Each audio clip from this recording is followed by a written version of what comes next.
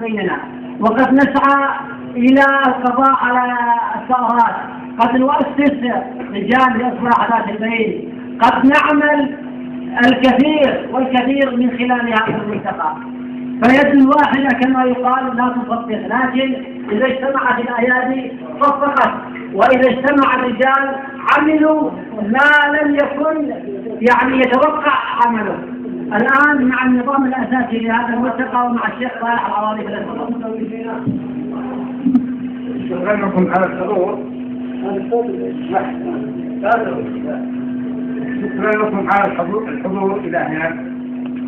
واحنا في الحقيقة لو نظرنا إلى المحافظات لسبقتنا يا أبناء البيضاء، سبقتنا في ملتقيات وحشت فيها ناس وظروف هذه القضايا في المحافظات تعودين مع بشكل خاص يفعل.